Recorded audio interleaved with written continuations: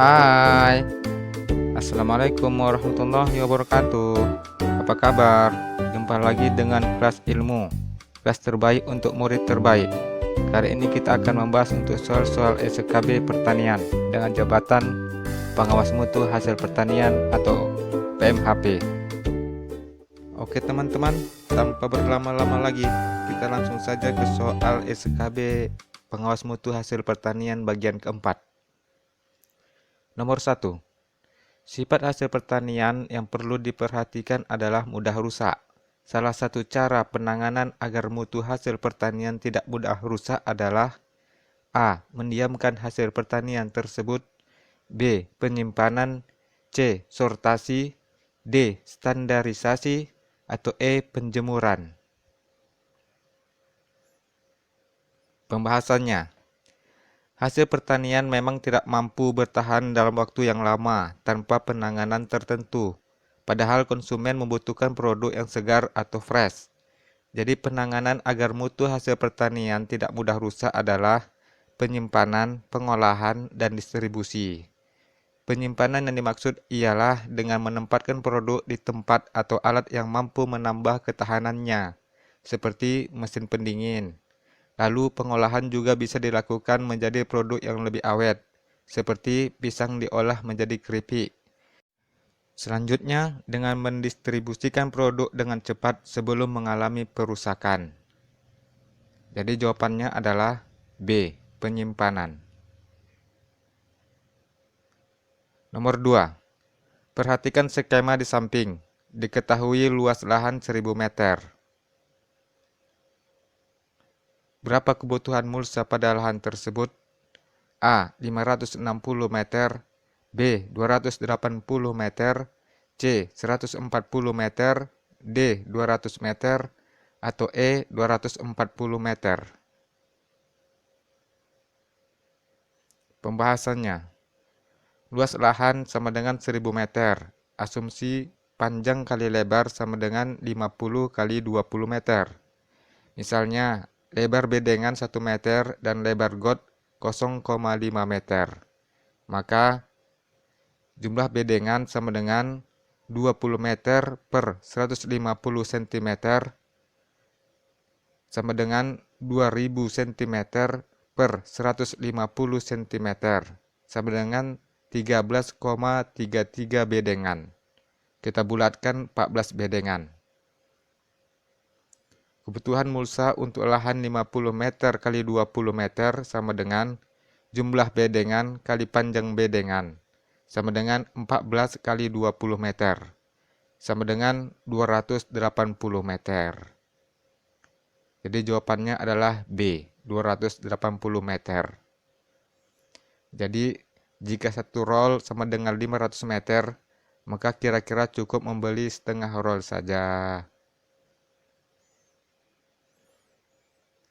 Nomor 3. Kentang bisa bertahan lama hingga berminggu-minggu, bahkan berbulan-bulan saat disimpan. Cara penyimpanan kentang yang baik dilakukan dengan A. Menyimpan di lemari es, B. Menyimpan di tempat lembab, C. Menyimpan di tempat tertutup, D. Menggunakan kantong kertas, atau E. Menggunakan kantong plastik. Pembahasannya. Ada beberapa hal yang penting diperhatikan saat menyimpan kentang agar kentang tersebut tahan lama dan tidak bertunas. Hal tersebut mulai dari suhu ruangan, kelembaban tempat penyimpanan kentang, dan hindari mencuci kentang sebelum menyimpannya. Pertama, suhu ruangan untuk menyimpan kentang usahakan tidak kurang dari 15 derajat Celcius dan tidak lebih dari 25 derajat Celcius. Hindari menyimpan kentang di tempat yang lembab dan saat kentang masih basah. Kedua, tempatkan kentang di kolong meja atau tempat yang cukup terbuka, namun tidak terpapar sinar matahari secara langsung. Hindari juga menyimpan kentang di lemari es. Ketiga, saat menyimpan kentang, gunakan kantong kertas dan hindari menyimpannya di kantong plastik, karena kentang yang disimpan di kantong plastik justru rentan membusuk dan kualitas rasa serta teksturnya akan berubah. Jadi jawabannya adalah D. menggunakan kantong kertas. Nomor 4. Buah citrus bisa bertahan di tempat yang sejuk selama A. Seminggu, B. 2 minggu, C. Sehari, D. 3 hari, atau E. 5 hari.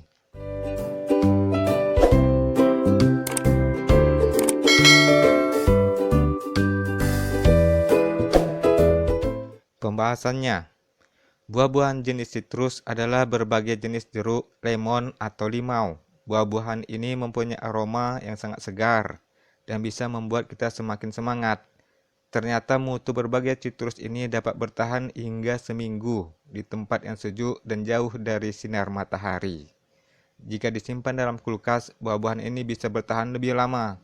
Agar kualitas buah bertahan lama, maka disimpan dalam kulkas. Pastikan untuk menaruhnya di dalam kantung plastik yang berlubang, agar ada jalur untuk bernafas. Sirkulasi yang baik akan menjaga agar kualitas buah tetap segar. Jadi jawabannya adalah A. Seminggu. Nomor 5. Untuk meningkatkan mutu hasil pertanian, digunakan teknologi transplanter yang direkomendasikan Litbang Kementerian Pertanian untuk A. Memanfaatkan limbah ternak untuk hal yang lebih baik, B. Memudahkan dalam urusan panen, C. Memberikan jarak yang pas antar padi yang ditanam, D. Menghasilkan tanaman yang dengan kualitas tinggi, atau E. Mencegah penurunan kualitas kedelai akibat proses pengeringan yang terlambat. Pembahasannya, teknologi pertanian transplanter direkomendasikan oleh Litbang Kementerian Pertanian untuk memberikan jarak yang pas antar padi yang ditanam. Konsep teknologi pertanian ini menganut sistem jajar legowo dari Jawa Timur dalam proses penanaman padi. Transplanter dipercaya bisa meningkatkan produksi padi hingga 30%. Jarak yang tepat antar padi lebih memudahkan petani dalam hal perawatan.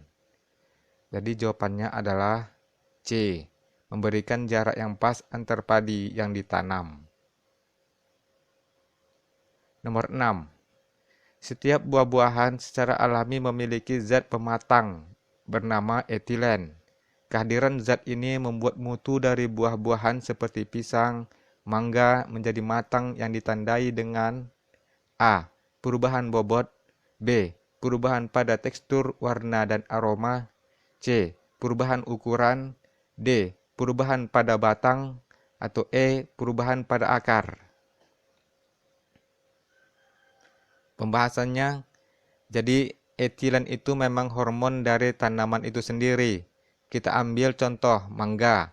Kehadiran etilen membuat mangga yang tadi kulitnya hijau menjadi kuning. Ada keluar aromanya dan daging buah lebih lunak. Jadi jawabannya adalah B. Perubahan pada tekstur, warna, dan aroma. Nomor 7. Pemisahan bawang dari kulit arinya lebih sesuai dibersihkan dengan metode titik-titik. A. Perendaman, B. Pengayakan, C. Pembersihan ultrasonik, D. Pembersihan secara aspiratif, atau E. Pembersihan secara magnetik. Pembahasannya, sistem pembersihan secara aspirasi ini banyak digunakan pada pembersihan hasil panen, penggilingan padi, pengupasan kacang tanah, pembersihan produk bawang-bawangan. Pembersihan cara ini bisa sangat efisien jika antara bahan utama dan kotoran mempunyai perbedaan berat yang mencolok. Misalnya pembersihan gabah kosong dengan gabah isi, pembersihan kulit ari bawang. Jadi jawabannya adalah D.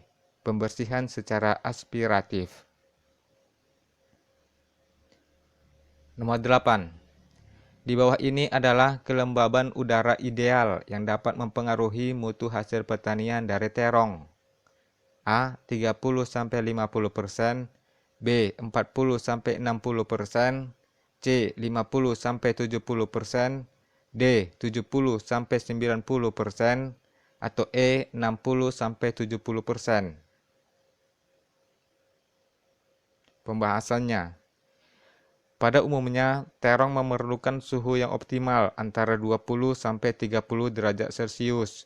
Terong dapat ditanam di dataran rendah 50 meter DPL sampai dataran lebih kurang 800 meter DPL, tergantung varietasnya. Tanaman terong memerlukan sinar matahari penuh dengan lama penyinaran ideal antara 10 sampai 12 jam per hari.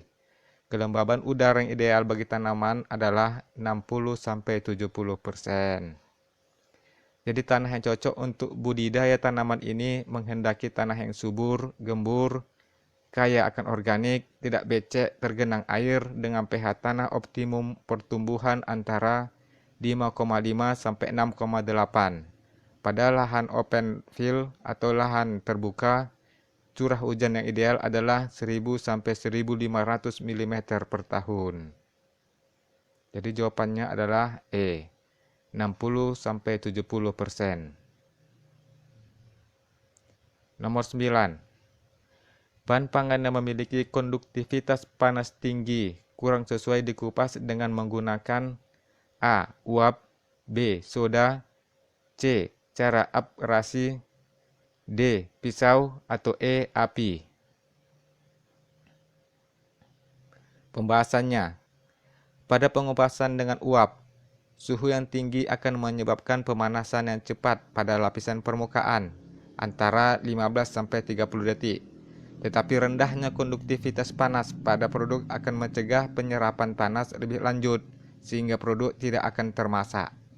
Dengan demikian, tekstur dan warna dapat dipertahankan. Pengupasan dengan uap ini cocoknya pada pangan akar-akaran. Jadi, bahan pangan yang memiliki konduktivitas panas tinggi kurang sesuai dikupas dengan menggunakan uap.